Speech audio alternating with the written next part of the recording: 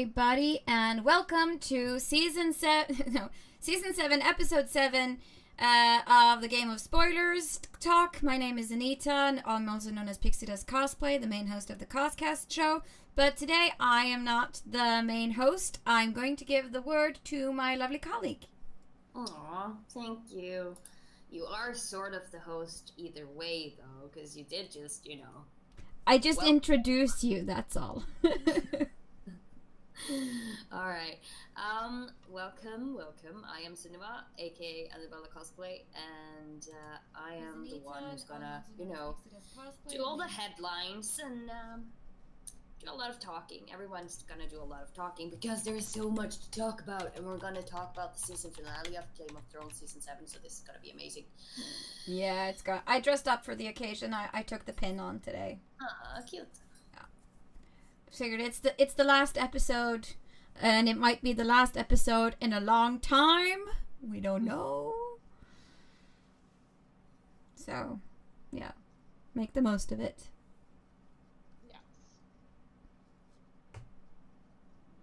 Aren't you gonna introduce yourself, Tonya? No, everyone knows who I am. I am Tonya, also known as Anyasia Cosplay or Tonya Geeks and Creations on Instagram. Yes, Instagram. Yes. Yes. Or our in-house mushroom picker, because she picks a lot of mushrooms. Yes. Yeah, that's because I'm a hobbit at heart. Yes, you are. You love mushrooms. Right. Also, if I'm a little bit flustered today, or if any of us is a little bit flustered today, it's because YouTube changed their user interface design. So we're like, where's that thing? And where is that thing? And this is new. So. Yeah. Also, if our sound is weird, please tell us so we can try to fix it. Yeah, because my mic is apparently acting up. For some reason. It might be because of YouTube. So. Not right now. Oh, okay, cool. Good. But let's move into it, because we have a lot to talk about, and we have a lot of stuff to cover. And I'm just gonna say, this episode, it was 1 hour and 21 minutes long, and that was amazing. It was so much fun, and I remember it like half an hour in, I was like, how much time is it left? So I had to just check the bar underneath just to be like, phew, it's 50 minutes left. That's, I'm good. Because it was so much fun. And it starts off with, we see the Unsullied just standing outside of King's Landing. The walls of King's Landing. They're just standing there, and the scene is so powerful, and it's just a lot of close-ups of the army, and it's beautiful scenery and music, and it just shows how, together they are, like how soldiery they are. I don't really get the right word for that, but they're just, really, really, really a union. They're like one mass, not like 10,000s of soldiers, which they really are. They fight as one, or they just stand there as one. And I just think that this is a very powerful opening of the season finale. We also then get to see that Lannister soldiers just keep, scurrying about, lifting barrels, stressing around, and John, that was a weird mix between Jamie and Bronn. Bronn and Jamie are a bit concerned. They're just standing up there looking down at the Unsullied and talking piss to each other, really, because their dialogue is a bit funny, like, what do you fight for if you don't have a dick? Gold. But if you get gold and you don't have a dick, you can't buy a horse, so what do you fight for? Yeah, it all comes down to cocks in the end. I think that's like something that Jamie says. Yeah, he does. It's just a bit funny, that Game of Thrones humor that we're so used to by now. And then it gets even worse for them because the Dothraki arrives. And we all know what happened the last time Jamie and Bronn had a meeting with them. So you can definitely see the concern in their faces. Yeah. Then we see Dany's ships arrive without her, it's just, you know, Jon and Tyrion and Missandei and Jorah and the crew. And Davos. Yes, of course, Davos. I'm sorry. There's more people that I'm forgetting, of course, but the main thing here is that it's the whole of Dany's crew, except for herself. She's not there. We also see the Hound going down under the deck, kicking the box containing the White Walker, just to confirm that, yes, it is there, and it is very much alive. Not really, but it moves. It's kicking and screaming, so as alive as it can be, I guess. Yeah, just undead. I don't know. Then we get to see Cersei and her crew getting ready to meet up with Daenerys Targaryen, and it's confirmed that Qyburn, he knows a lot of stuff. He's like, she's not been seen yet. I don't know if she has arrived. And Cersei tells the Mountain who he should kill in which order if stuff goes wrong. Mm-hmm. So it's first it's Daenerys, then it's Tyrion, and then it's Jon Snow. And then everybody else in whichever order he sees fit. Yeah. Yes. And there's really not much to discuss in these scenes because it's just the main characters kind of setting up to actually meet, because when they actually meet, that's when we're gonna start the discussion. Yeah. So if you guys have anything to add before I jump along, just stop me and I will let you speak. But for now, I'm just gonna bulldoze through this thing. The thing we see then after Cersei leaves her room is that Daenerys' crew, they're walking towards the dragon pit, and they are met by Bronn and a crew of soldiers and Brienne of Tarth. We have a few really, really nice kind of reunions that I want to talk about, and the first one is Pod and Tyrion. They finally meet up again, because Pod, he was Tyrion's original squire, I think. Yes. How do you feel about this meeting? Cute. Yes, it was very sweet because they very much departed on friendly terms. So I think this was a all-out friendly reunion. A really, really nice one and cute one as well. It's nice to actually see characters meeting each other alive in Game of Thrones, because this does not happen that often. Yeah, and I just had to laugh at Bronn's comment, like when Tyrion and Pod are conversing together, and then Bronn says, "Yeah, you can suck his magical cock later." Yeah. Because that's a referral to when Pod got repaid by the prostitutes in a earlier season. Oh, that's true. And Bronn and Tyrion were all like, they gave the money back. Oh, that's true. I didn't even think of that. I just, oh, that's so nice. I laughed so hard. It was so good. Nice Easter egg. Mm. And then we have maybe my favorite meeting of all, which was Brienne of Tarth and the Hound. Yes. It was so great because you could see so cute. They were just, because last time we saw them, they tried to kill each other. Yep. Because Arya was with the Hound, and Brienne wanted to get Arya, and Arya didn't want to come with her, so the Hound and Brienne, started a sword fight. And the Hound almost died. Yep. Now, what do we think about their conversation at this point? To me, it felt like oh, I see you're alive. Yeah, I see you're alive too. Well, that's nice. So, the girl we were trying to protect, she doesn't need protecting anymore.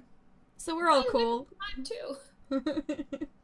So it's really nice, and it was like you could just see that the Hound actually got happy about this fact. Yeah, he cared.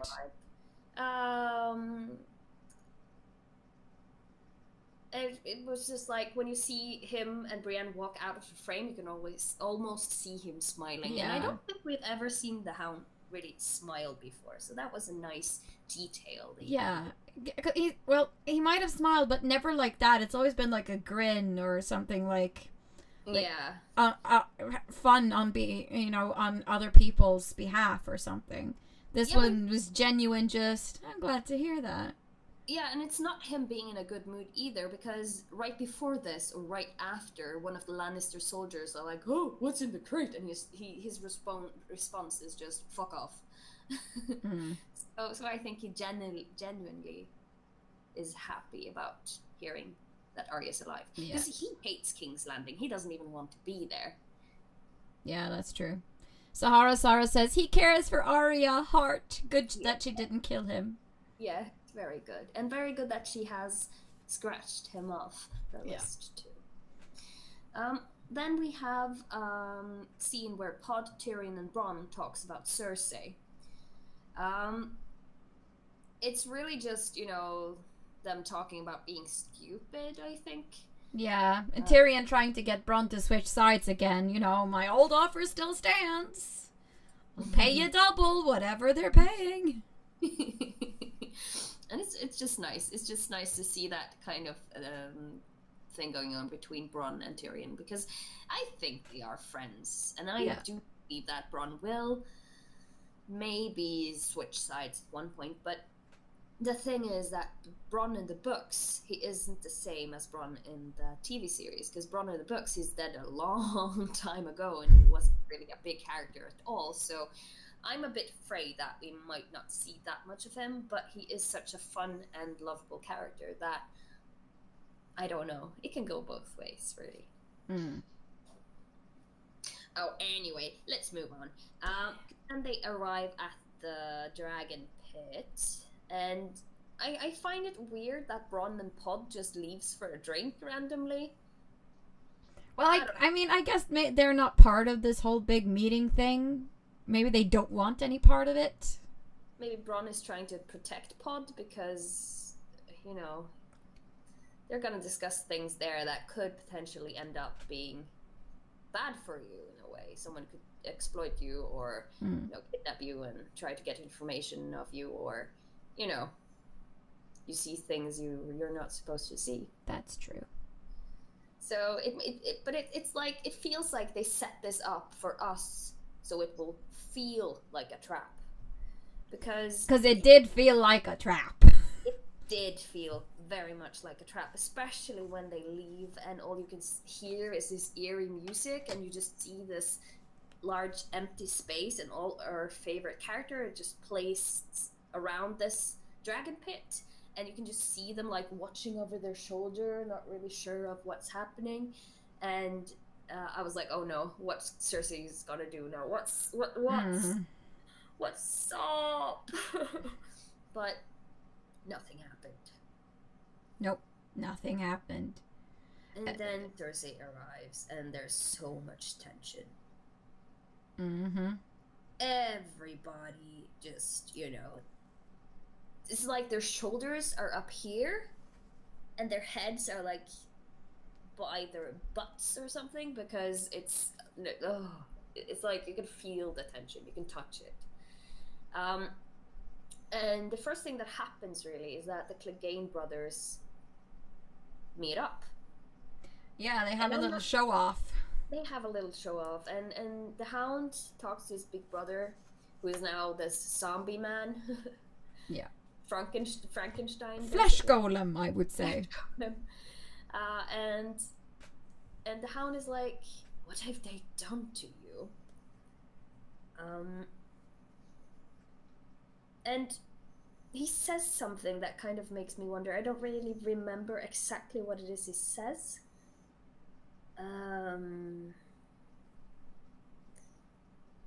Because he talks to his brother about something, and he says something like, "You're not gonna. He's coming for you." You know who's you know what or who's coming for you in the end, or something like that. So I think he's referring to himself, because the Hound has always wanted to kill his brother. It might be, and I think that's kind of awesome to know, because that we have something to look forward to in season 8. Also, Living Turquoise says, I got a kind of flashback to the Red Wedding, but luckily no remake of that. But yeah, it had the same kind of tension to it. they're good at that. Game of Thrones. They are very good at making tension.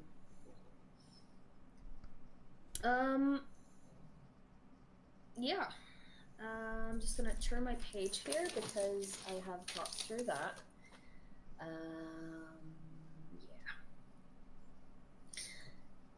Yeah. All right. Then Daenerys arrives, and she is a bit late. What do you feel about her entrance? I think it was, fashionably late. Let's show up in the most impressive way I know of, which is riding a fucking dragon. Yep. And Cersei's a bit annoyed because she was a bit late too. I think she was hoping that she would be the last one, and that everyone would be waiting for her. What were you going to say, Tonya? I think that it's cool that she came late and in the way she did, because it shows that she doesn't care about the others waiting for her, because she knows that she's powerful and that they can't start without her, basically. Yeah. Also, I mean, it kind of shows everyone who's gathered how tiny she is, but how much power she has, because that dragon is huge. Yes. And also, I love the snug comment from Cersei when she's like, "You're late," and Daenerys like, "Oh, I'm sorry." Yeah. And I'm so innocent. I wasn't aware that I was late. Yeah. That's kind of how it felt. Pure power play. Yes. It was. Pure power play. Yeah. Also, then when she arrives, they sit down, and Tyrion gets up to speak, and he is interrupted by Euron, who's like, "Hey, Theon, I got your sister." What do we feel about Euron's outburst? I can't help but think that it was planned, but it was annoying to me. Just shut the fuck up. Let the man talk. Because I didn't really feel like it was sincere, and I didn't feel like it fitted his character, really. Not like we've seen him before, because we know that he can handle himself. And this wasn't the same way that he kind of had shown himself before. It was, it seemed a bit rehearsed or planned. Absolutely. But what do we think about their truce talk, or their, them trying to get a truce? It was kind of like I expected. Before they showed the White Walker, Cersei is all snarky and like, "Oh yes, I think this is ridiculous that you think that I'm going to put on a truce while you guys try to take over the rest of my kingdom, going on your monster hunt." Yeah, exactly. And that's the kind of behavior I totally expected from her. Of course. Didn't really expect anything else. Nope. So let's just move on to the White Walker reveal, because there's really not much to talk about here except for everyone acting just like expected and just like they're supposed to act. What do we think of the reveal of the White Walker? I was kind of like, okay, so either the White Walker is too far away from the North to actually be active anymore, and this was all a big fucking waste of time, or they're just keeping it still in the box for dramatic effect. I mean, those were the two options I had, and it was like, dramatic effect, for sure. Yeah, I was thinking the same thing, because since they made, a thing about the undead being very much alive just minutes before, I was like, okay, why is it so quiet now? Is it sleeping? Does White Walker sleep? I don't know. It's interrupted in the sweetest nap of his life, and fuck now. Round it up says, truce talk. 50% of everything that could go wrong did go wrong. Yeah, pretty much. But I was kind of expecting a lot of things to go wrong. But what I did actually like was the the actual true emotion on Cersei's face when she saw this creature, because she was not expecting it. No, and I think this is like the only true emotion beyond anger that we've seen from her like all season. Very true. Except for when she told Jamie about her pregnancy. Yeah. But it's like, it's always power with her. You can always see that even though she's happy, it's always some kind of arrogance to her.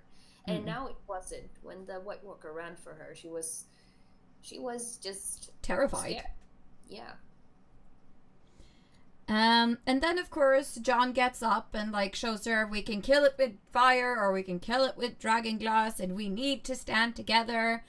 And Cersei was being surprisingly accommodating by saying, yes, I will give you your truths, but you have to swear fealty to me or something. Before we go into that, I just want to talk about the reactions of a few people. Because there's some stuff that happens before the swear field blah blah blah things to me. And that is the reaction of Cersei that we have talked about. We have talked about what Jon does, but we have not talked about what Qyburn does. And he does exactly what I thought he would do. Yeah, he was intrigued as fuck.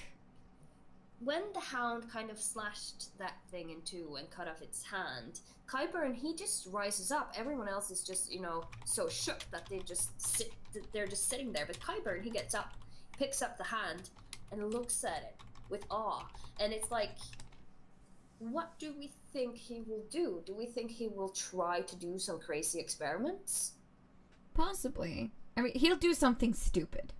He has made an animated dead flesh golem of before, and I'm like thinking, what is the difference really between the Mountain and the White Walkers? Because the difference is that the Mountain still has a sliver of intelligence left.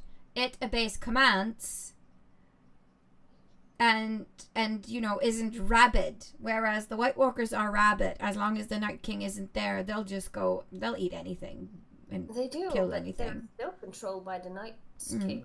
And if the Mountain was, parted with Cersei or Qyburn, do we think that he would maybe do the same thing? I do. Maybe, it's possible. He wouldn't just sit down and, do nothing. I think it would have. They are basically the same thing. I mean, they are undead that can be controlled by some magical power, but I don't know what it is that controls the Mountain anymore. If it's like a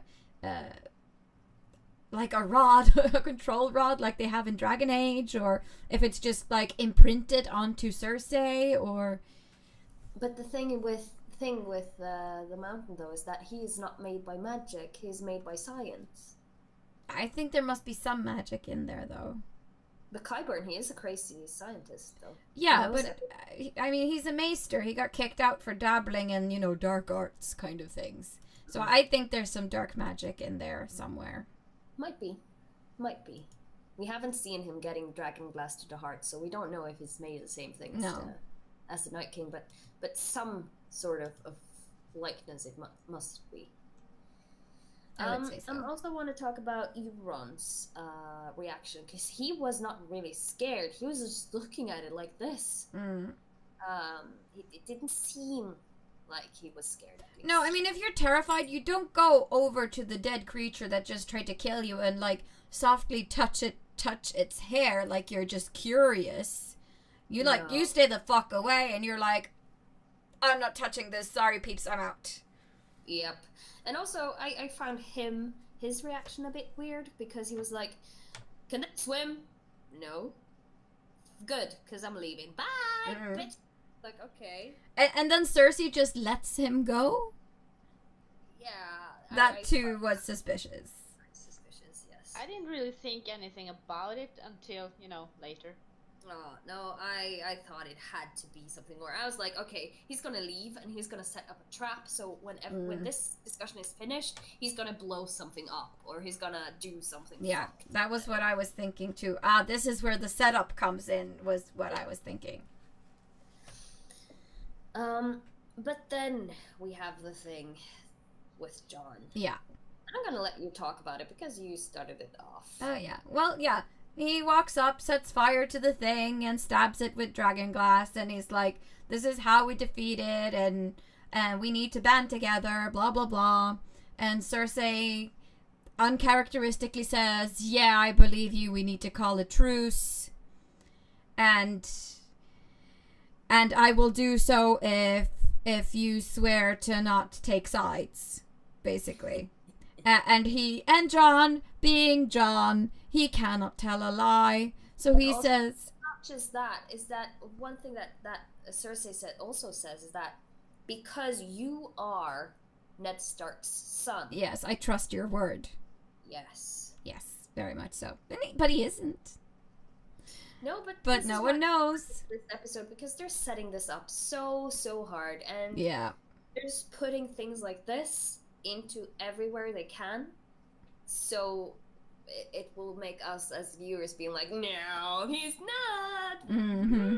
I saw what you did there, because the thing with Cersei is that earlier this episode she called him a bastard. I don't understand why she suddenly says Ned Stark's son, because there's no reason for her to playing nice. But yes, so she says that I will take your word for it because you're Ned Stark's son, and he says, well, I can't serve two queens. I'm sorry, but I've already pledged my fealty to Daenerys of House Targaryen. Sorry, guys. And that kind of just breaks the whole deal. I really love the camera panning through everyone's faces. Yeah, they're like, no! John, no, keep... Shut up. Stop talking! Yeah. And there's so many memes of this on the internet. Yeah. It's hilarious. Yeah, but I was not surprised. I completely expected him to tell the truth because that's who he is. Mm-hmm. That's every given chance and opportunity where he has to lie or tell the truth, John always tells the truth. The only exception was when he was trying to infiltrate the wildlings. And he had to lie to save his own life. That was it. Yeah, we all know how that ended up. And I think, not very good. Or, yeah, well, yeah. Yeah. A lot of people got killed because of this. So yeah, I was not surprised. And then Cersei, she gets up, she leaves, and Jaime leaves, and Brienne is kind of, Jaime, what are you doing? Fuck loyalty! Yeah, and that sentence from Brienne is very, very, very extreme. And you can kind of see it in Jaime's face, and you can see it in every scene that he is in this episode, is that he has so much emotion, there's so much doubt, and so much going on in his head. And especially when he gets this from Brienne, he's the one person that he knows and trusts that loyalty comes first every time. Yeah, I mean, those words mean more to him coming from Brienne of Tarth than they would mean coming from anyone else in the entire world. Yeah. So when she says that, you can clearly see him be like, what the fuck? You were saying, Tonya? That's kind of because he knows that loyalty and vows and oaths is so important to her. So, yeah. Yeah. So that was a powerful moment, I think. It was, and Cersei's look at Jaime when this happens is jelly. Not jelly, but distasteful, I guess. I don't know. What are you doing? Why are you talking to the enemy? You know, she's a raging bull. Yeah, in a china shop. She is. Yes. Then everyone gives John a hard time because he did something stupid. Like, why didn't you lie, man? Or can't. Yeah. But if we start lying, then words mean nothing and all that stuff. And I kind of agree. I mean, if you're going to have a peace talk, you can't just keep lying. Nope. He's right, but the others are kind of right too. Yeah. When you're dealing with Cersei, you should lie.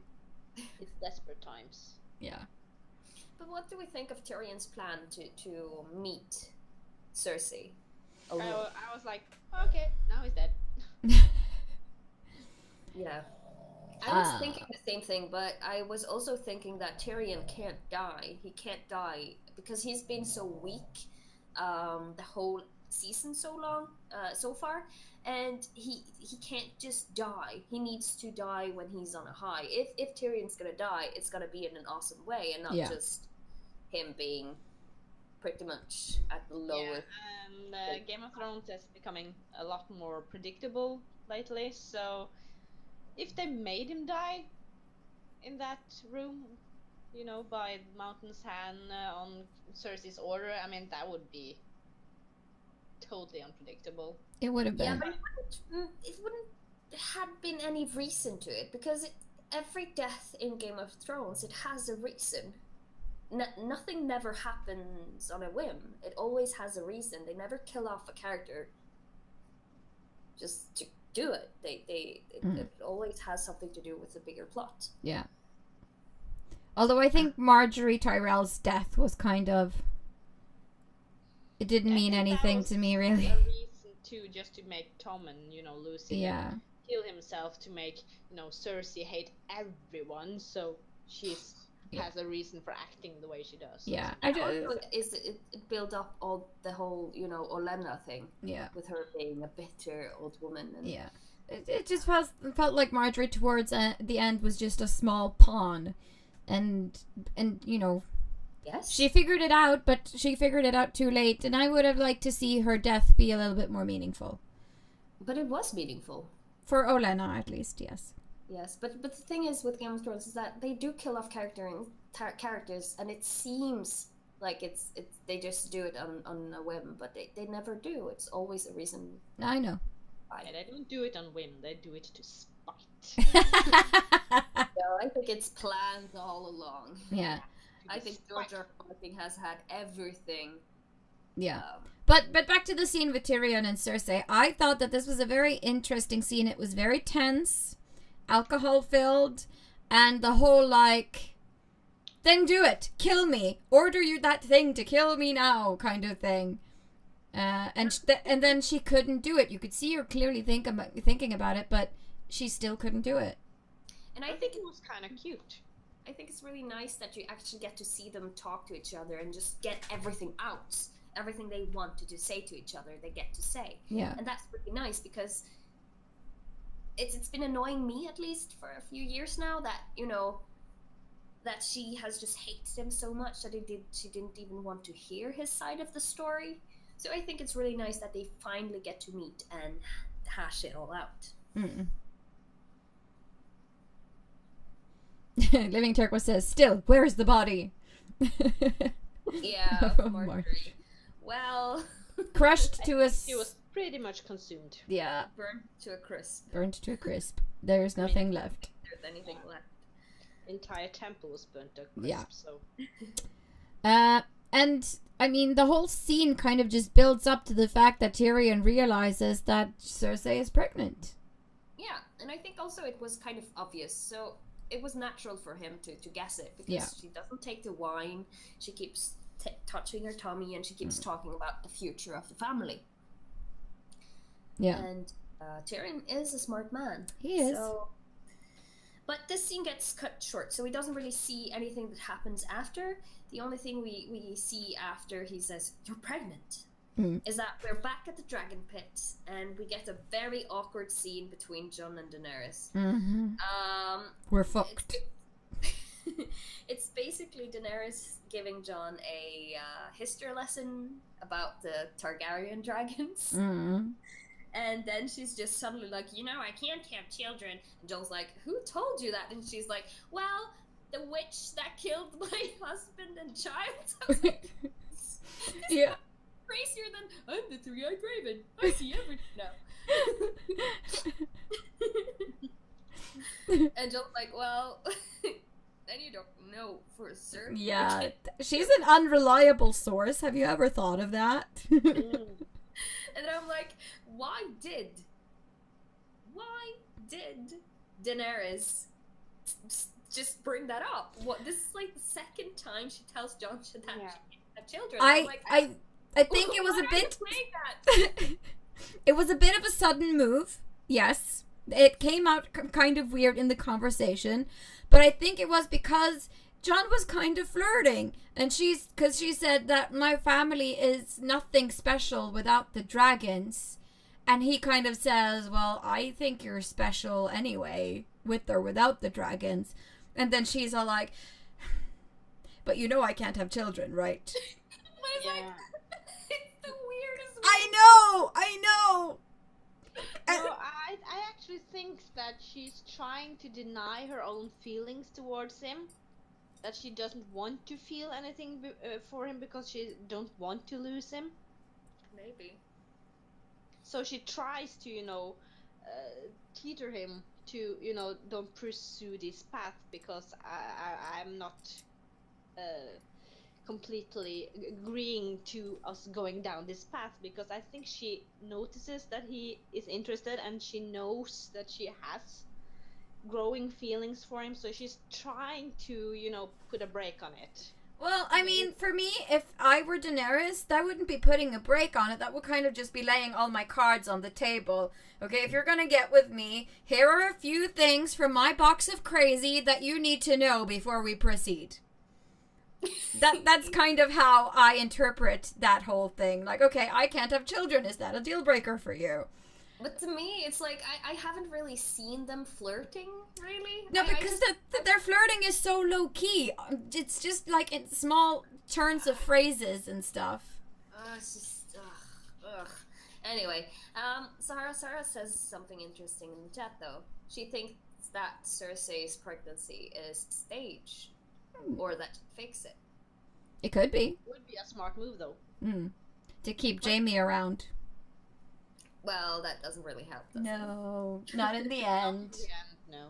Anyway, Tyrion gets back, and Cersei follows him after, and basically tells everyone that she has changed her mind, and that she will help out defeating the Night King and his armies up in the north. Why do we think she changed her mind? Because now we're going to talk about that, not about her tricking everyone. We're just going to talk about what did happen between Cersei and Tyrion. I think that maybe that Tyrion perhaps promised to keep her safe because of the baby or something, or offer her to, get out of this with her and her child's life.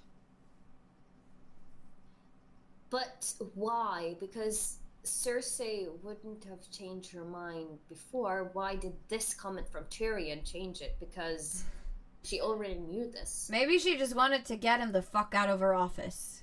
Like, fine, I'll agree to this if you will just leave! Maybe. Or maybe she's just like, yes. Because Tyrion, he used to love her children. Yeah. He loved, not Joffrey, but Myrcella and Tommen at least. And he did everything for them.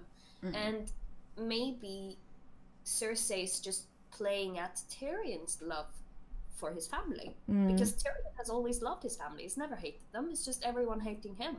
So it might be Cersei just playing Tyrion. Yeah. Or it might have all been a ploy from the beginning, and she was just like, well, I'm just going to leave in a huff and make them all nervous and eager to play along and be on a team, and then I'm going to pretend like we're a team. Yeah. Yes.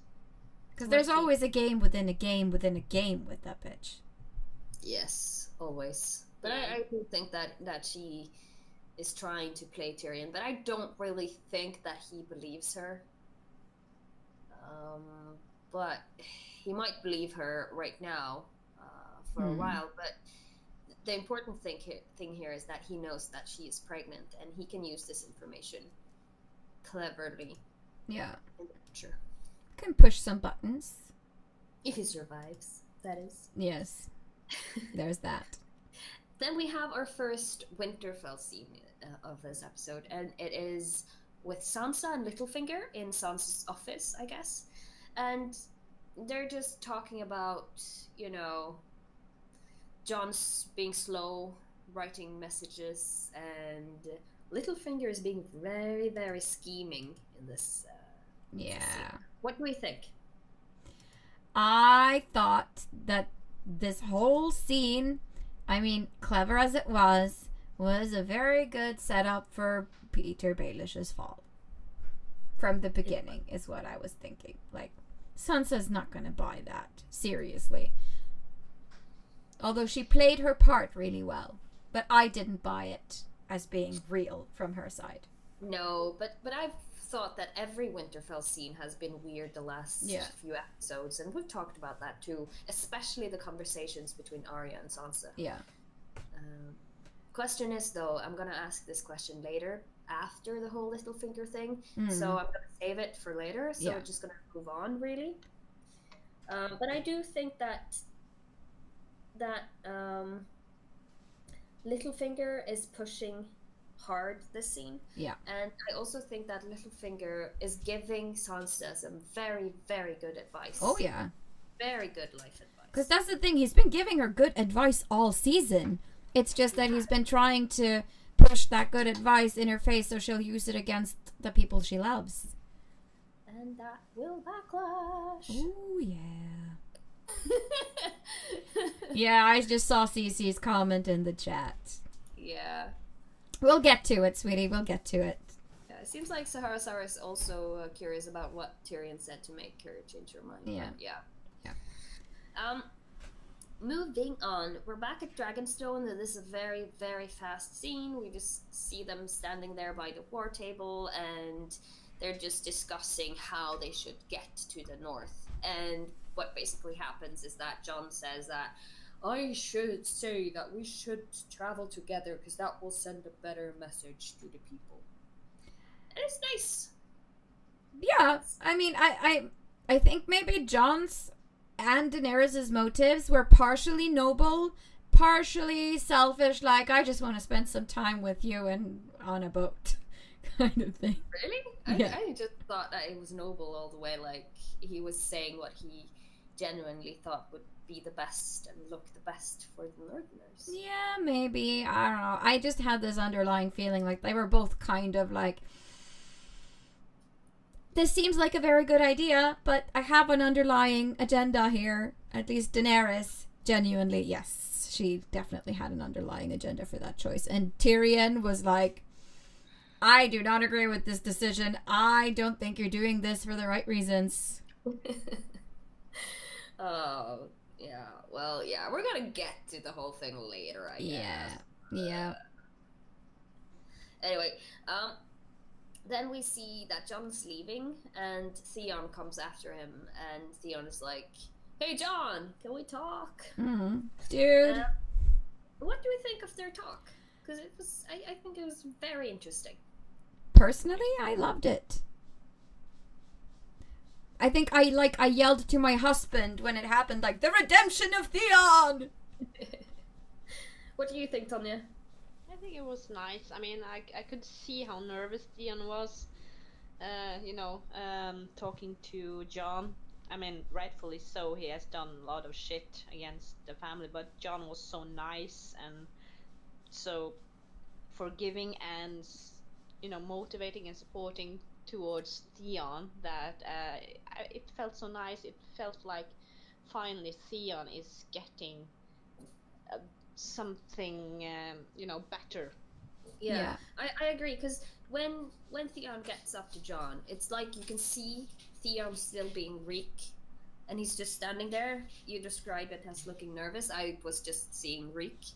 And after they talked a little, and Jon says things like, well, you are a Greyjoy, and you are a Stark. Yeah, you don't have to choose. You don't have to choose. Our father will be with you, even though he's not your father. Our father was a much better father to you than your own father was. So you choose who you want to be. That's basically what he says. And when John just gives him these encouraging words, you can see Theon shine more through. It's not Reek anymore, it's Theon. And that I found really, really interesting. And also the fact that John says, you're a Greyjoy and a Stark. Why don't be both? And I'm like, Lord, you're talking about yourself without knowing it. Yeah, this advice applies to you. But yeah, I really liked that. And when Theon said, like, Yara was the only one who tried to save me when I was held captive by the Boltons, and I have to try to save her back. And John says, then what the fuck are you doing still talking to me? Go save your sister. Yeah. Basically. That's really, really nice. Yeah. Then we get to actually see Theon trying to pursue Yara's men to follow him to save Yara. And the boss man, let's just call him that, he's like, nope, she's dead. It's like, we don't know that. She's with Euron, she's dead. And he's like, we're gonna leave, we're gonna find the island, we're gonna rape and kill all the men. Okay, not rape the men, but... let's leave that to Ness, shall we? Yeah. Let's kill the men and steal their women. And Theon's like, no, we have to save Yara. He's like, nope, I'm gonna kill you if you don't leave us be. Nope. And the fight breaks loose. What do we think of this fight? I think it had to happen because Theon had lost all respect in the eyes of his men and Yara's men. And this was the only way to get them back on his side again properly and re-win their allegiance. Yes, and it was really, really funny because Reek, or Theon, has been through so much. He's been through so much torture that I think that he can survive almost anything. He doesn't really feel pain anymore. He's already felt everything that could be the most painful thing in the universe. I mean, he's had his fingernails pulled out of his hands and his dick chopped off, and he's been starved and forced to do sexual favors and things. He's lived it all. Yeah, he's basically lost himself. Yeah. So when he just gets up and gets up and gets up, because pain can't hurt him really. He can't be hurt by that. He has so much motivation that he just gets up, and I thought that was so nice. And then we get to the hashtag no dick, no stress thing that Sahara Sara is referring to. Yeah. It's kicked in the nuts, but there's nothing there, so then he fights back. But it's like, how strong can Theon be? Because he took that mountain of a man down like this. I think that has a lot to do with adrenaline, because when you're the underdog and you're on, he was kind of on the losing side, and then he realized, you can't fucking hurt me anymore. He just went to town. So I think it was that adrenaline-driven rage and that purpose that he had that just... Did he bludgeon him to death? Yeah, he punched the man to death with his bare hands. Wasn't he having a rock or something? I thought it was having a rock in his hand. I was thinking that same thing, but we never saw that he had. Not clearly. No, because they were on a sandy beach, so there were no rocks nearby in the shot, at least, that I could see. So I think he legit punched him to death. I think so too, but I was thinking a rock first as well, but I had to go back and see, but I didn't really see that he had any. Mama bear mode, yes. Yes. Pretty much. Yeah. Romanov says Theon kind of was like, I've lived worse. Exactly. He has. True story, bro. Yeah. And what I think is nice is when Theon kind of got the men around him to Yara! He went down to the shore and he kind of took some seawater in his hands and washed his face with it, which is a very Iron Island thing to do. Yes. And they also do this when they kind of crown their new kings. And this, I was like, oh, does this mean something? Will this have some kind of Theon? It felt like a purification, like a rebirth thing. Like, he is Theon again now. Yes. Washed away Reek. Yeah. He washed away Reek. So I don't think we will see Reek fall back in season 8. Theon might die though. Who knows? But I think that he is the one to get Euron. Yeah, I think so too. Absolutely. Right. Let's move on. We go back to Winterfell. And we just see Sansa standing there in the snow. She looks very troubled. She walks and she tells a guard to get Arya. And they go into the big hall thing. Yeah. What we see is that Sansa and Bran is sitting by the table, and all the lords and all the guards are standing around, Lord Baelish included. They drag Arya. Yeah. They get Arya in there, and Sansa is starting to speak. And she says a lot of things about, It's accusations. Yes, accusations and stuff. But there's one thing that she says is that this is not something that I want. And then she continues, and then she pauses, and she says, Lord Baelish. Yeah, you stand accused of treason and murder and, yeah, lots of other things. How do you answer, Lord Baelish? And he's like, what? Wait, me? Yeah, but the thing I got caught up on is that she says, this is not what I want. Well, I think she just doesn't like killing. Maybe. Because I think she wants him dead. If not, she wouldn't be doing that. But maybe it was just that she didn't want it done that way, or... I don't think she wants him dead. I just think that she knows that he has to die because he can't be trusted. But I don't think she necessarily wanted him to die. Oh. Ronidov says, just jump over that scene. It never happened. #denial. But what did we think of the build-up of this scene? Because it was powerful. It was very, very much powerful.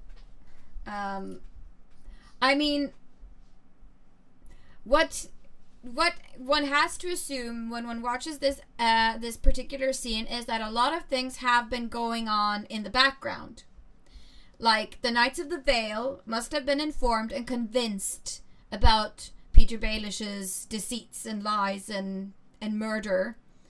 They have the word of Lady Sansa, for one. I think they was informed of it there and then. Maybe they just... But the thing is, there were no Knights of the Vale present except for, what's his name? The leader of the Knights of the Vale. Their commander. But that is a kind of a meeting for only the important people, and there's only Stark guards there. Why would they have any other guards, really? And of course, Bran, being the three-eyed raven, comes with some supporting proof of things that Peter said previously. Yes. I think it's really great that we get to see how they build this up, because it's almost like a wolf pack. And they're kind of almost surrounding Peter. Yeah. And you can see, like, Sansa sitting there saying one thing, and then Peter's like, no, but you don't have any proof. And then Bran comes with his thing. And then he's like, no. And then Arya comes with her thing. And it's like they're just kind of rounding him in, just like a wolf pack would attack. Yeah. They're working together to take down this guy. He's the one that set the whole shitstorm into motion. His lies set the Starks up against the Lannisters, created a war, killed most of their family. So yeah.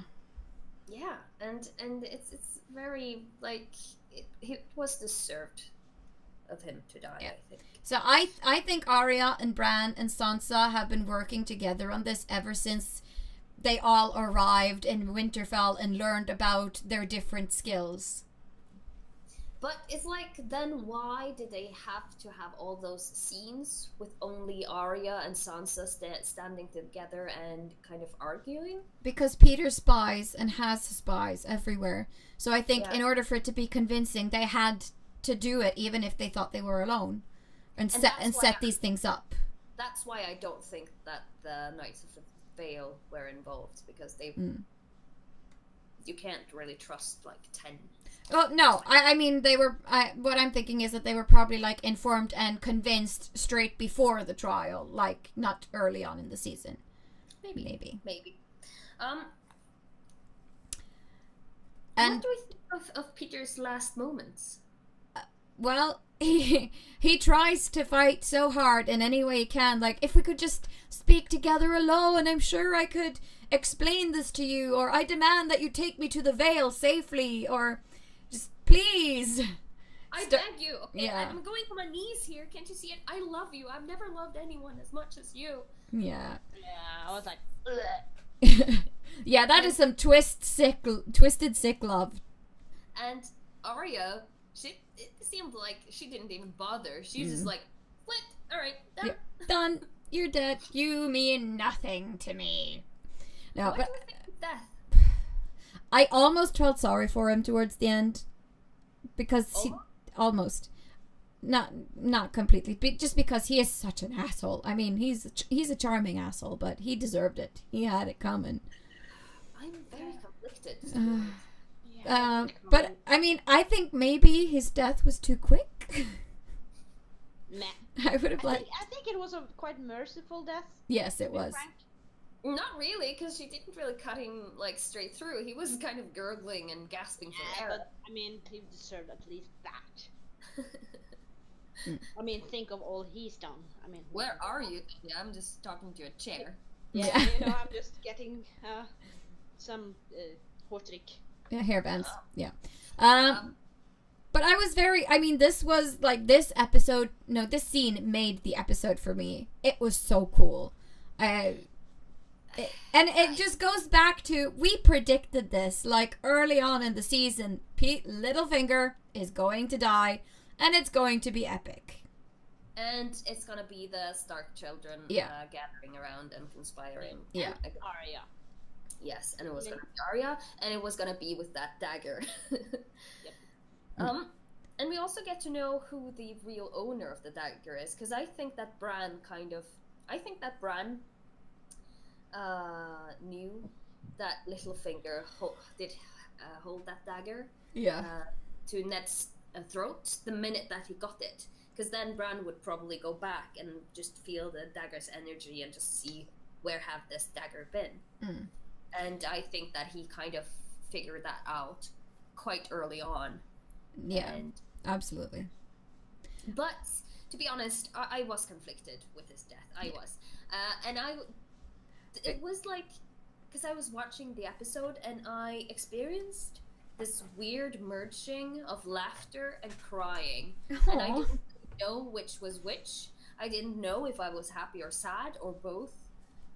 I have no idea.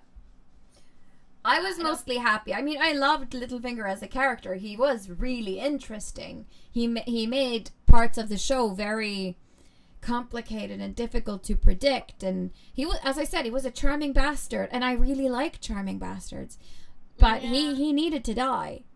I was happy about his death in the end for Sansa. I mean, because this solidifies her growth as a character. Okay, now you're interrupted Tonya like 4 times. I'm sorry, Tonya, you go ahead.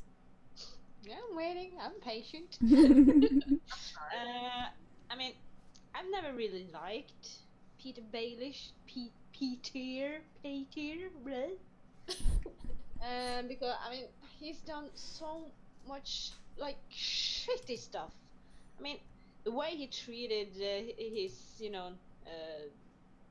whole boss or whatever, I don't remember her name, and the way he just disregards any other human beings' feelings, emotions, life, past. I mean, he's such a douche. He's such respectless fucking little shit. Sorry. That's I hated okay. him. He was so much bad in his show. I mean, sure, it made stuff happen. He was scheming, interesting, but no. I mean, I thought the only pity he gets from me is that he was a pitiful creature. No, we cheered loudly when his throat got slit. We were like, yeah. "Oh yeah, woo!" In your fucking face. Literally. Yeah, well, it was a nice scene, and I'm so glad that they put this in the season finale. Oh yeah. Because it was so amazing. And I really love it that they have put like the two big killing scenes of Arya in the first opening of the season and the ending of it. And she hasn't really, killed anyone in between. No, she hasn't. That's true. Yeah, I sat and giggled through the entire scene. Like, Tonya, calm your Slytherin rage. Calm? This is calm. I can't be much worse. We're gonna want to see that. No, but I think the scene was great, and it was everything that we had hoped for. It was nice to see the Stark kids conspire together. Yeah. But I kind of think that some of the scenes between Sansa and Arya in the previous episodes has been poorly constructed and poorly made, and the dialogue has been poorly executed. And I think it's because they tried to kind of put off us, the audience, but they didn't really succeed in it because it was just off-putting and weird and didn't really match anything, or it wasn't logical to me. So maybe we're just super insightful. No, I don't think so. No, but I love the whole thing. I love the setup. I just wish that they kind of made it a bit more clever or did it a bit different. That's all. Yeah. Maybe not so outwardly aggressive, because neither Sansa nor Arya are very, like, aggressive, like, in that way. Exactly. But of course, it made us wonder, at least. And the thing with Game of Thrones is that they do things that makes you wonder, and then they answer it later, and you're like, it makes total sense now. And they do this on purpose, just to throw you a bit off, because you'll never know exactly before it happens. Sorry, I just read a note you made in the script. Oh, okay. I know which one it is. But let's move on, because we can talk about this for hours, and I know that Ranirov, she is not really loving this scene, and she wanted us to just skip it altogether. But sorry. Moving on. Then we have to skip. We have Jaime and the Gold Cloaks talking tactics and how to, prepare themselves for winter and fighting with the enemy and stuff like that. And Cersei gets along, and she's like, lol, what are you doing? You are the most stupid Lannister there is. What the fuck, bro? What do we think of this scene? Bitch. Yeah. Someone put their bitch hat on and just never took it off. Because, I mean, if you were hoping that this would, keep you and your lover, your brother, closer, insulting him might not be the best way of going around doing that. No, not at all. And also, when Jaime got to know that Cersei had been plotting with Euron behind his back. Oh, yeah. You could just, it was not that, he wasn't furious, he didn't get mad, he was hurt. He was genuinely hurt. His feeling was hurt. And I think that maybe was the tipping point for him. It just all got to be too much, because he realized that she's gone around the bend. She will only keep fighting for power and for herself and for her own interests. She won't even realize that the world is on fire and there will be nothing left unless she actually helps out. Yeah. And we know that she is smart, because she was like, you know what? Daenerys, she only brought 2 dragons. Why do you think that is, Jaime? They are vulnerable. And he's like, well, maybe it's guarding her fleet. I don't know. And then Cersei talks about the Golden Company, which is a mercenary soldier band of like 25,000 men or more. I don't remember exact how many they are, but they're a lot of people. They're basically an army. And they have elephants and stuff, and they're probably gonna be amazing, and Euron Greyjoy is bringing them back to Westeros, and I think we're gonna see some amazing fighting next season. Not Game of Thrones style, I was gonna say Oliphant style from Lord of the Rings. Yeah, that would be cool. Mm-hmm. And we learned that Euron left to get them. Yeah. And Which Jaime was like, of course. Of course he wouldn't leave. And of course she wouldn't just let him leave. Come on, it's Cersei. She would take that as a personal insult. Yes. And I think one of, like, this is probably one scene that I've been most scared. Yeah. In the whole season finale.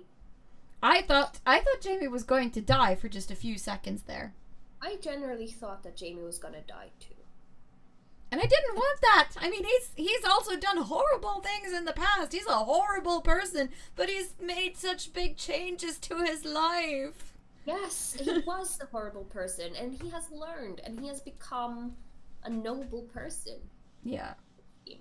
And he wants to help, and he wants to ride out and save the world, and he should. He should. Azora High. Hashtag I love Jaime. There's a lot of stuff going on in the chat. Ranirav says, I love it when Sunniva is mimicking Jaime's voice. He sounds like Goofy. Remember what I did, but I did something. Yes. Ranirav, I love the scene. I'm in denial of the outcome. Pet's little finger figurine. Why, Ranirav? Ranirav needs therapy after this episode. Yes. So basically, he's like, I'm going to leave, and she's like, no, you're not. I won't allow it. And he says, so what? You're going to kill me? Fine. Give the order. Tell him to kill me. And Cersei does this. Yeah, she gives a nod, like, yeah, go ahead. And he's like, I don't believe you. And then he just walks away. And all I could think was, yes! You go, Jaime! Finally left. Yes. He finally left. It was amazing. It was so beautiful. And yeah. I'm like, yeah, where will he go? Like, who will he meet? Like, will he get together with Tyrion? Will he, I don't know. It's like Jaime's grand adventure. Yes. The next scene we see is that, or we can see like Cersei walking a few steps after him and just standing there watching him. And then we see Jaime on his horse. He puts the glove on. And it starts to snow. Winter is here. It starts to snow in King's Landing, which is scary. And this scene was so amazingly beautiful. Chills. And the choir singing the Game of Thrones theme song was so amazing and beautiful. It was a gorgeous scene. It was, and we get to see like different scenarios from King's Landing where it snows, and it kind of makes me think of something. Do you guys remember a special scene from one of the earlier seasons when Daenerys visits the House of the Undying? I'm not sure. Because she gets to see a lot of visions. And like the throne room covered in snow? Yes. Yeah, that's the one. So this means that maybe some of her visions might not be true, but, you know, predictions are a scary thing, but it's starting to add up, at least. Yeah. It is. The Iron Throne might become empty. It might. Vesving says, I like how all my friends thought the episode was great, and the muggles I work with hated this episode. Why did they hate it? Yeah, why did they hate it? It was a great episode. It was. The next scene is Sam arriving to Winterfell, which I totally predicted! Yes, you did. Yes, you did. And I predicted the outcome, which is amazing. Well, not the outcome, but I did predict. We knew that the thing that Gilly read earlier in the season would come back. Sam would be like, hey, that little thing there. Yeah, yes. Totally. And we knew that he would go up and talk to Bran, and he was the first one he would talk to. And I'm just gonna say that, like, the three-eyed raven reveal thing was quite funny. It was so funny. It's like, oh, I don't know what that is. Yeah, because Sam was like, oh, Brandon Stark, and he was like, Sam Torley. So you remember me? I remember everything. Okay, yeah. I'm the three-eyed raven now. Oh. Okay. This was really, really funny, and I don't know why Bran felt the need to tell Sam about Rhaegar and Jon, but maybe he just kind of, even though Bran doesn't see everything, because this scene kind of confirms that Bran doesn't know everything yet, because he hasn't visited every single multiverse, if I could say that. He hasn't visited every memory. He hasn't visited every thing. Yeah, he's not omniscient, but if he goes looking for something specific, he can find it. Yes. And I think that's nice to know that he isn't as powerful as he was set up to be first. It means that he can be surprised. Which is interesting and nice, because then he isn't as powerful, you know, he isn't that overpowered, is the word that I'm after. Also, what do we think about the scene, the reveal of Rhaegar and Lyanna being married? Well, everyone saw this coming, let's just say that. Yes. I really liked Lyanna's dress, that's one. and I really think that Rhaegar was very handsome. A lot of people has been complaining about his wig. I mean, it just looks like Viserys's wig, really. And yeah, sure, they could probably have spent more money on it or made it look prettier, like Daenerys's hair. But I don't know. I kind of like that it's a little bit like wild and untended. Yeah, me too. I thought that was nice, actually. But I've seen like a lot of pictures on the internet being like, why can it be like this? And there's a picture of Legolas. Like, sure, but it was cool the way it was. Yeah, it looks like I liked it. Yeah. But, like, we also get to know Jon's real name. Yes. Which is, because we hear Lyanna Stark whispering it in young Ned's ear. Protect him. His name is Aegon Targaryen. Why? Yeah, why did they call him Aegon? Why? But sorry, I jumped a bit further because the boat sex happens first. It does? Yes. The thing is, with the scene when Bran is explaining to Sam who Jon really is, it happens simultaneously as the boat sex. So as they start, like, doing the thing... Yeah. After they have entered and after they've started, that's when you can hear, like, Bran's voice in the background going, like, yeah, and they're, you know, that's his aunt, and... Yeah, the whole war was started for wrong reasons, and he loved her and she loved him and all of that jazz, and I don't know, I really enjoyed it. I did not mind the Dany and Jon hookup.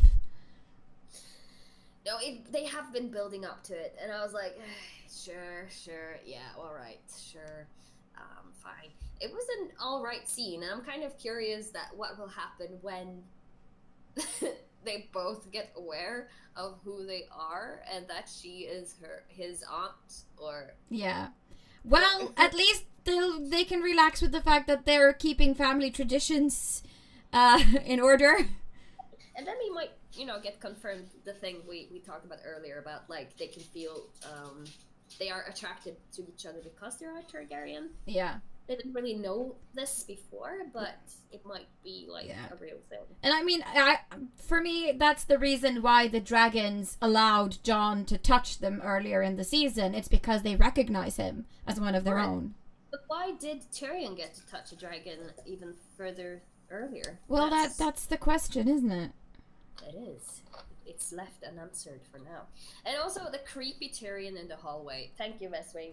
We were going to talk about that. And creepy Tyrion is creepy. Like, what the fuck? What are you doing, Tyrion? Go to bed. Go to bed. Go to sleep, little man. I don't know. I mean, I think that he was standing there watching because he saw this coming and he doesn't like it. For some reason, he does not approve. But he didn't have to linger there for so long. I mean, he could have just seen him walk in and like, okay, well, that happened. I'm gonna leave now. Yeah. Have you guys seen the meme with Jorah? Oh Okay. yeah, we sail together. That the whole thing. No, the thing when Jorah has the room next to Jon and Daenerys, and he's just like laying underneath his pillow, like no. No, I haven't seen that one. I've also seen a lot of memes with pregnancy tests where Dany is now pregnant. Yeah. Oh. Tonya is a walrus, yes. That's a thing. Oh well. But the scene was alright. I think they did it really nice, and I think that the kind of merging with Bran talking about who Jon is and the actual sex scene was kind of clever. It was cool. Yeah, because then we didn't have to live through another like awkward dialogue of like, oh, I deeply care for you. Shall we have sex? Type of thing. No. Just no. I'm glad we didn't have to go through that. Yeah.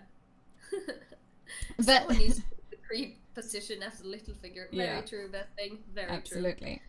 True. So that's the next person is Tyrion? Yeah. The next thing that happens is that we see Arya and Sansa at Winterfell. They're just talking to each other, showing like this nice sisterly bond that we have been missing. Yeah. Thinking about their dad and reminiscing and quoting him. And this is really nice because this is the kind of action between the two that we did see the first time they met in this season. And then the episodes after that was just a train wreck of weird dialogue and weird tension. And now they have the same bond and there's no tension there. And it kind of makes me think that it all was planned from the start. That everything was set me up too. Because Sansa's all, well, you're still weird and annoying. Yeah, and I think it's really nice that they actually get to talk about what happened a little bit. They touch into what happened to Sansa and that Arya understands and that they're strong together. And I really love the fact that they quote Ned Stark at the end. And I really like that all the Starks are reunited at Winterfell. It's like they're not really missing Jon because he isn't really a part of them. No. In that way. He's a dragon. He's not a direwolf. But has a direwolf. He's half and half. It's half and half, yes. Yeah, that's true. Confirmed earlier that you are what you feel like you are. Yeah. So it might be like this collaboration at the end with Arya, Sansa, Bran, Jon, and Theon, because technically all of them are sort of Starks. Yeah, sort of. Randirov said, I've heard about that theory about Tyrion being the time-traveling fetus of Daenerys. # totally plausible. It's like, really gross. Yeah, that's gross. And Sample says, oh my god. That is some weird and sick... that is a next level shit, is what that is. Shit. Sounds like fan fiction. Yeah. I sure happen to gotten those two confused. Oh, man. Then we get, like, the famous word from Sansa at the end. When the snow falls and the white wind blows, the lone wolf dies and the pack survives, which is so beautiful. So beautiful. I get awkward. And that's the second great quote she's done this episode, I have to say, because right before they killed Littlefinger, she quoted him as well. It was nice. And he understood that my apprentice is not an apprentice anymore. She has become the master. And I'm like, will Sansa start scheming? I might, maybe. Just not in the same way as Littlefinger does, I don't think. No, but she will be a hardcore... oh, yeah. She's a real strategist now. That's what she is. That is true. All right. We get to see, one of the last things we get to see in this episode is that Bran is warging, and he is keeping an eye on Eastwatch by the sea.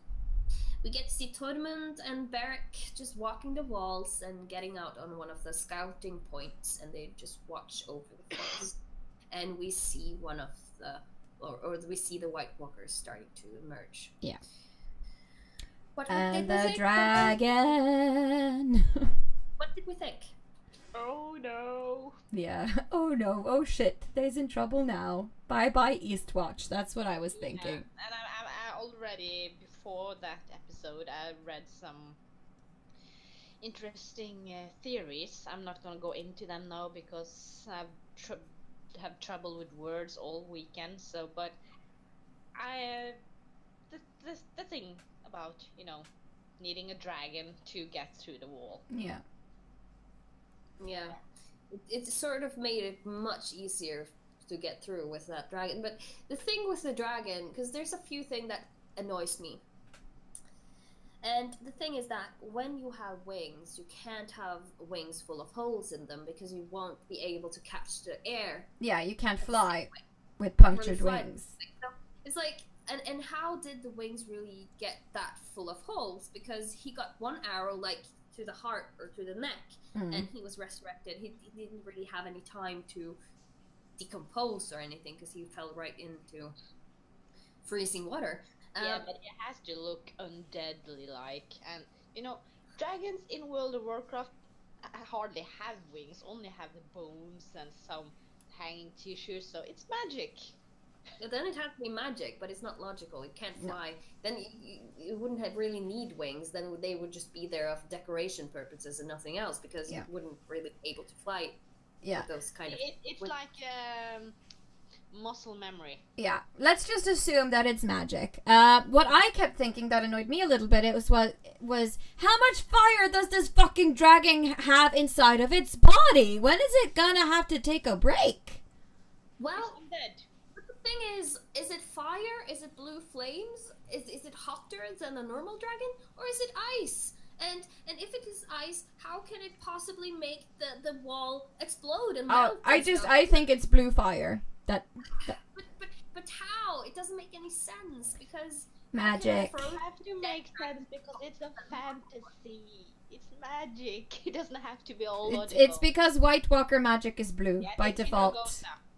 No, well, you know what? I'm not buying it. To me, it's not enough to just say it's magic. That's like, no, it doesn't make sense because everything else in the Game of Thrones universe makes sense. Everything else has a reason. There's nothing that except for the magic. Except for dragons, except for Nightwalkers, except for the children of the forest. There's a lot of things to be explained. There's nothing that you just do this and it happens. We still don't know how Qyburn made the mountain into a flesh golem. That's not explained either. No, but it still makes sense. They've written it in a way that's kind of logical and explainable. Yeah. It's not really just, and he switched his fingers and it rose up, because it's building up. Vez says ice fire. It's a frost mage spell. I play mage, I know this. Yeah, exactly there, thank you. But it's still, then it has to be cold. It can't be hot, really. I think it's probably hot flames, but it's blue because Nightwalker magic, because it looked cooler. That's why I think they chose to do it. Also, that wall fell really fast. I mean, that fire just punched through like nobody's business. I think they kind of sped through it a bit. Yeah. Because they took down a whole huge hole of it. And we didn't really see any major characters die, so I don't really think that Tormund or Beric really died. I think they just, got away. Because CZ wrote that too in the chat. Huh? Buried. I think they got buried because we can see that the part of the wall that they were climbing down on fell down. So there's a big possibility that they survive, but they are buried in quite a big layer of ice and maybe won't get up through the ice before after the dead army has passed. No, what I'm thinking is that they're probably alive on top of the wall because if you look really closely at the end of the scene, you can see that there are like little black dots on top of the wall, which means that there is some surviving structure of Eastwatch at the top. And you did not see Beric or Tormund begin climbing downwards. They were still at the top while the dragon was attacking. So I think that they're left on top of the wall and have to climb down on their own accord, which is fine because Tormund knows how to do that. And also they are such big characters that they wouldn't just, get rid of them in that sort of way. Yeah, if they were getting rid of them in that scene, we would have seen it. Yeah. Like, affirmatively. Yeah.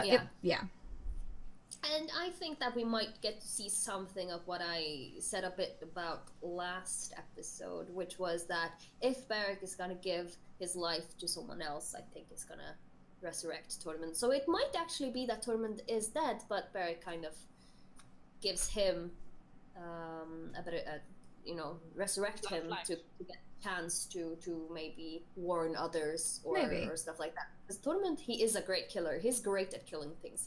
Yeah, I mean, his name is Giant's Bane. So. Yeah. So I think that Beric, if it's so that they both are survives, like they're buried underneath the snow, or survives and they're only two surviving or something, I think that Beric would give his life to Tormund because he has the better chance of actually doing some good of it. Yeah. Maybe. Yeah. All right. The last thing we see is that the whole giant horde of White Walkers pass the wall. Yeah. Are we happy with the season finale?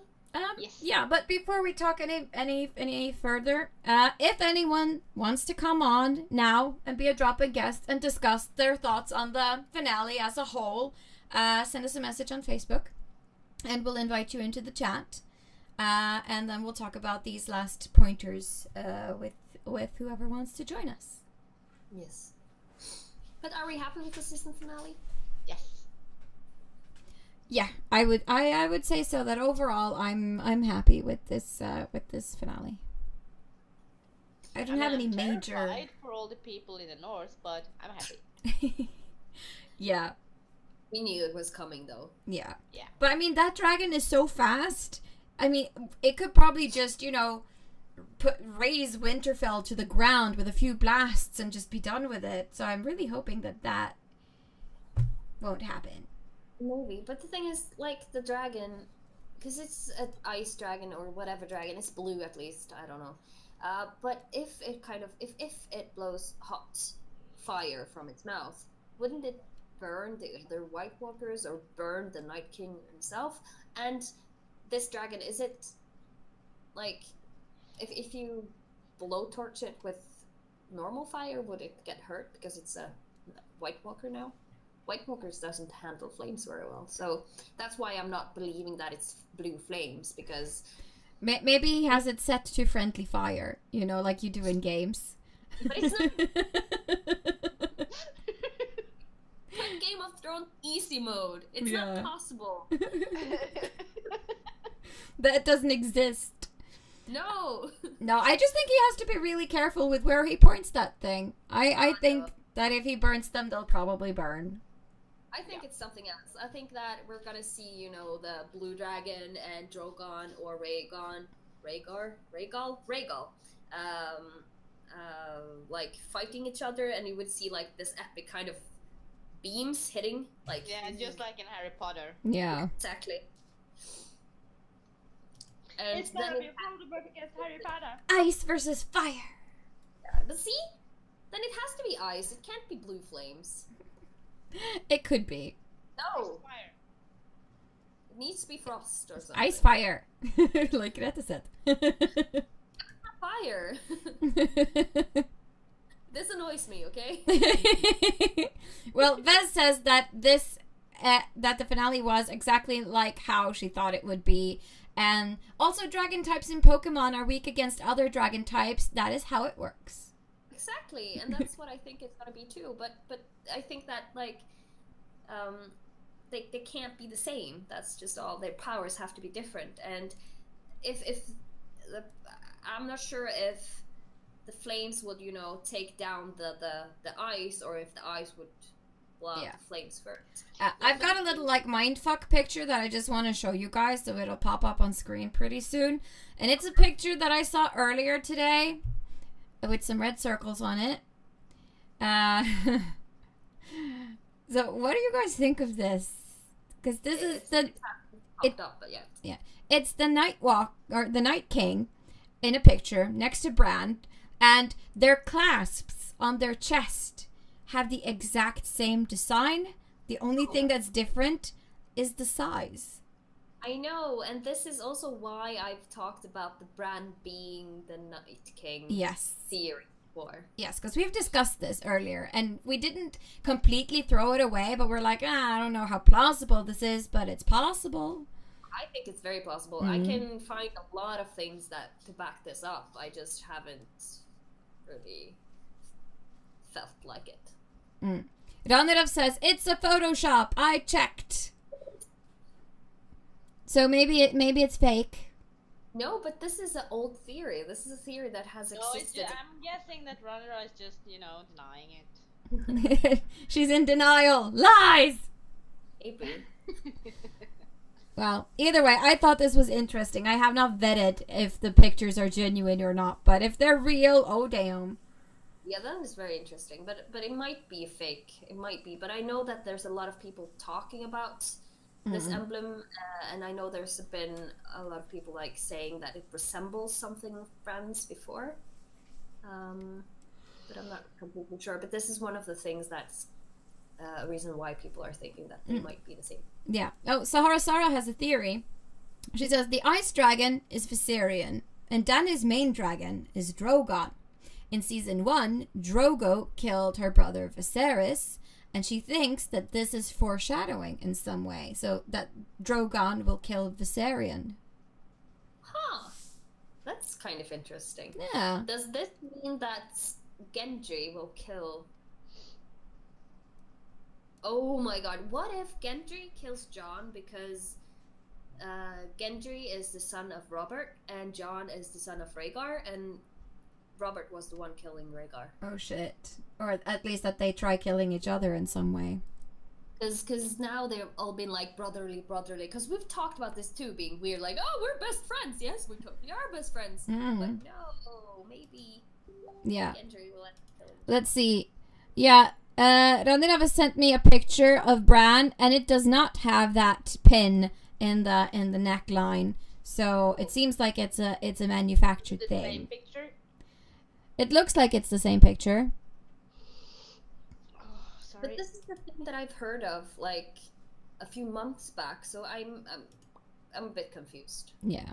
But maybe just wishful thinking from people wanting to see the pen. Yeah. Or pendant being the same. Yeah. So yeah, interesting at least. Absolutely. Yes. Sahara Sara says, "Oh damn, history is repeating." Yeah. Like does all the time. Yeah. And also the War of the Roses, which the story in that Game of Thrones is based off on, which is a historical thing, also had a lot of repeating elements in it. So that might be a reason why there are a lot of things that are repeating themselves. And also, why did Jon get the name Aegon? I know we talked a little bit about this, but it's like, because Rhaegar, he had another son called Aegon as well. Like, why are you so obsessed by this name? And the thing is that he was obsessed by the Prince Who Was Promised theory, and he was obsessed by the Azor Ahai prophecies. And I think that he just thought that the Prince Who Was Promised should be named Aegon after Aegon the Conqueror. Maybe. And that's why he kept calling his sons Aegon.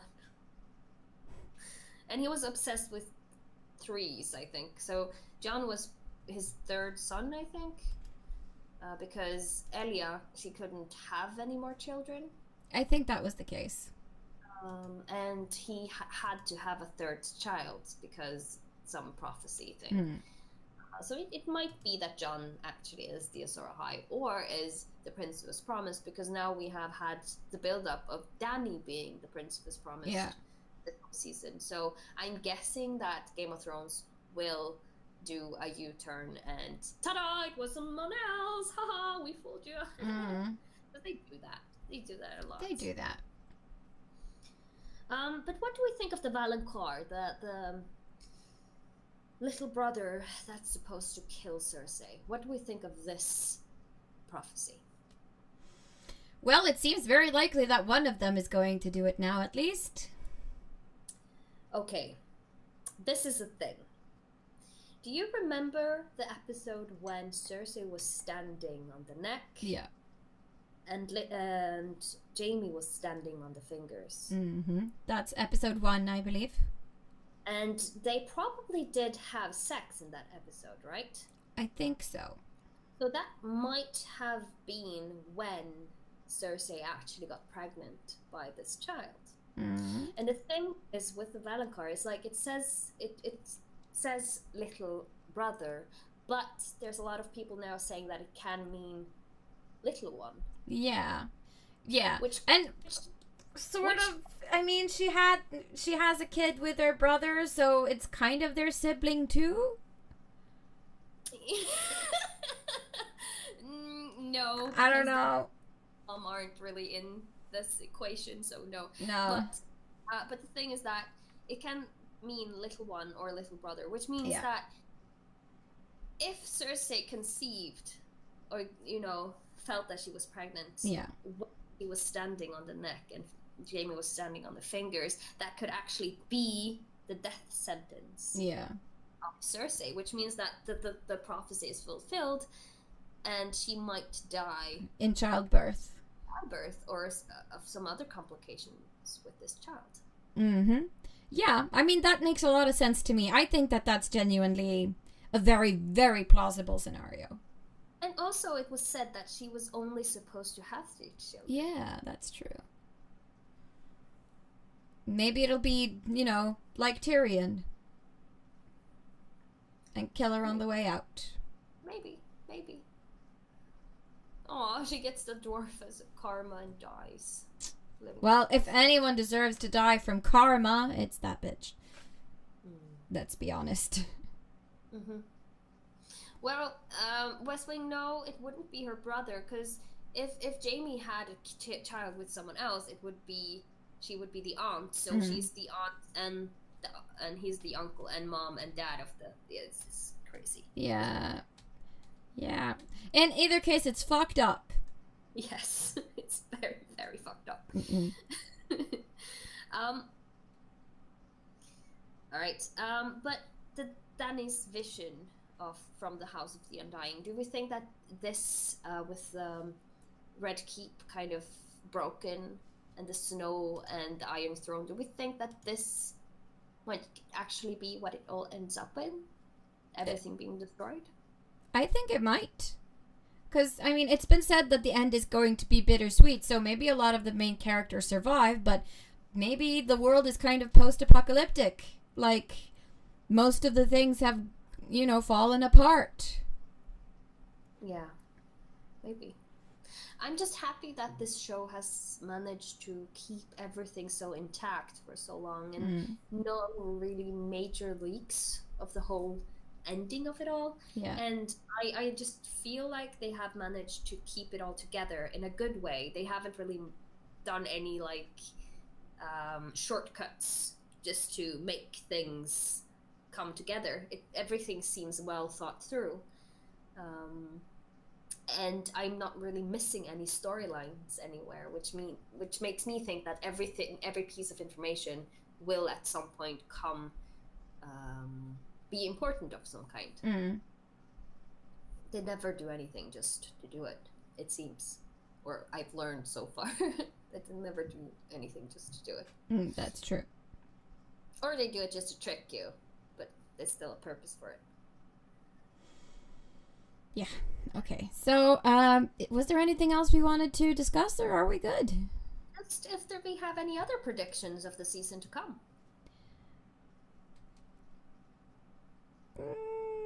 I don't know. Vess says, but my beautiful, horrible ideas. Cecilia says, maybe we never get to know who sits on the throne. And Sahara says, oh, Cece, don't. I can't handle that. And Living Turquoise says, I'm surprised I have not gotten spoiled anything this season. No, me neither. I haven't gotten spoiled. No, I think I just saw something that I was like, nope. But it wasn't really any major. It was just showing a character, I think. I don't remember. No. I mean, I'm just excited. I got spoiled on the last episode.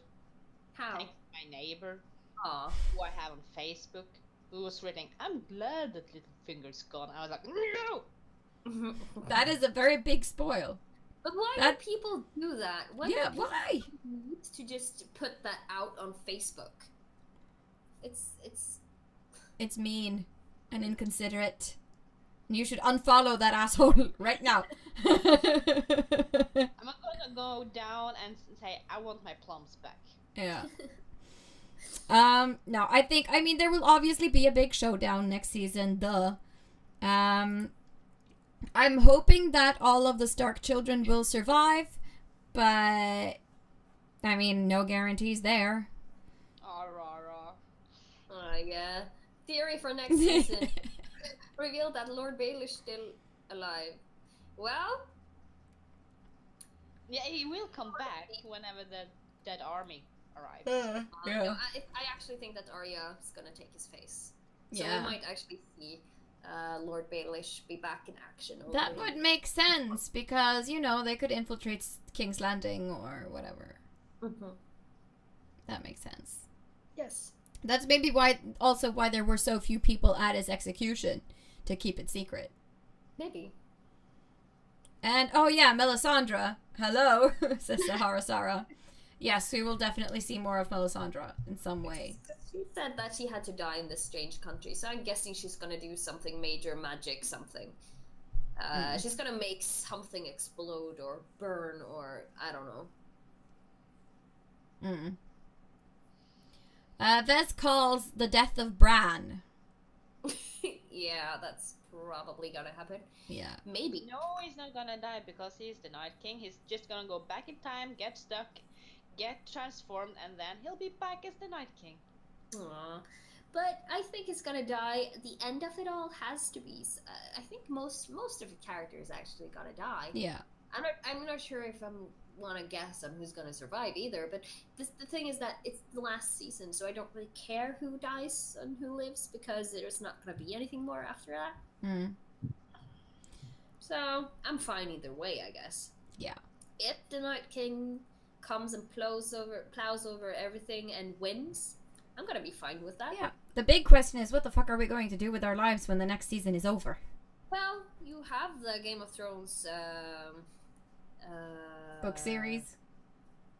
No. They're gonna make a spin-off. Yeah, that's true. That's gonna be of before the Game of Thrones happened. So we're gonna have more of Rhaegar and that kind of thing. Yeah. And I actually think that can be interesting. The only thing that I'm worried about is that they're gonna have much less money, so it means probably worse quality. Maybe it's not gonna be the same writers, and the writers are genius. Oh, Ronnie Duffy is being evil in the chat. That's okay. When's the next time you'll cosplay Sansa, darling? I don't know. That's okay. Chaos is a ladder. Yeah. Are you doing a Littlefinger cosplay? How will you ever have time? You're doing Keth and Leclerc too. Leclerc is almost finished, because she already had that. That's true. All right. Well, I think that maybe we should just call it quits there. Tonya is dead. Yeah, she went. Yeah, I'm sorry. Just my back is starting to hurt. Yeah. So I just have to lie down a little bit. Yeah. She's on sick leave from work because of back problems, so I think that's a good place to call it quits for tonight, so we don't injure her further. Next season of Game of Thrones, they haven't confirmed when it will be. It's only been speculation so far. The rumor is that they're gonna start filming it in October this year, which means that we can, if we're lucky, have Game of Thrones the same time we got it this time around in the summer next year, or it is 2019. that it won't happen until January 2018 at the earliest. And to be fair, I'm fine with that, but it's gonna be so much time to wait. Yeah. What are we gonna do in the meantime? I don't know. Cosplay. Yes, cosplay, all the things. Yeah. All right, so I'm just going to say thank you guys for watching and being so active in the chat. It's amazing. Is there someone who wants to share some pictures? Oh yeah, Cece. She's been working on a Daenerys CosCast, was it? I believe. So we have time for that. I can't get up to see the pictures. We'll send them to you. Yes, good. Vez says, maybe the whole thing has a bad-ish ending. The big houses kill each other and some small house ends up on the throne. Poor Podrick for king. Oh, Podrick. No. Lyanna Mormont for queen. That's also also, there's a funny theory out there. Since there is a Night King, there has to be a Night Queen. And who might that be? Yeah, who could that be? Whoever he chooses to raise up, or something. Cersei, Sansa, or Daenerys. Living Turquoise also says, such a good idea, I guess, that you girls have made these streams. Can't wait for it next year. So I guess we're doing it next year. Yeah. Stay tuned. Yeah. But if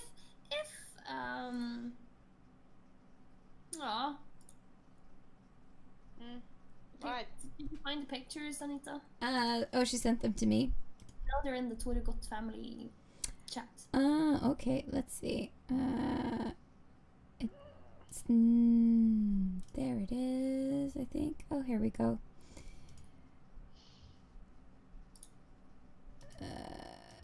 Is there any particular one you want us to share, Cece? There are quite a few of them.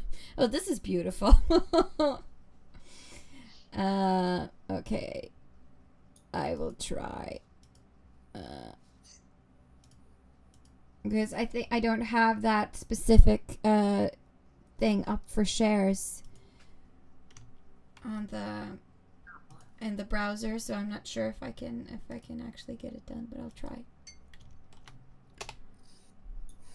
Let's see. Also, we need to end it soon because my hubby is probably starving. We haven't had dinner yet. So it's like starving at the bread box or something? He's waiting for me so he doesn't have to eat alone. He's making dinner, I believe. Aww. Yeah. So, okay. Let's see. There we go. Here's Cece's Daenerys cosplay tests. I think it looks really good. I love the wig. It's very pretty. Very cool. And also we have to show this beauty. Let's sign off on this beautiful derp face, which is one of the things we do and love a lot of in the CosCast. All right. I can't see it. No. I know which one it is. You know which one it is. Can I just tell Cece I'm watching Yes. AKB 0048 and it's so sad. It's so sad and cute. I'm crying every episode. It's so sad. Aww. It's not sad. No, it's fun and a little bit sad and lots of action. It's cool. Well, I'm only picking up the sad part. I mean, the one she wanted me to cosplay, I mean, she's so sad. Oh well. Well, let's call it quits there then. Thank you guys for watching, for being active in the chat. Hopefully we'll get the opportunity to do this next year. It will be very fun, and we hope you'll follow us if we decide to do it. And yeah, it's been fun. So we'll see you on Sunday, where our guest will be Grim Cosplay. Yay! Yay! That'll be fun. And also, the date is set for next episode of Fateful Fumble. It will be on Friday, the 8th of September at 19:30 in the evening. That's 7:30 p.m. Central European Standard Time. Yay. All right. Bye-bye, guys. Bye. Bye.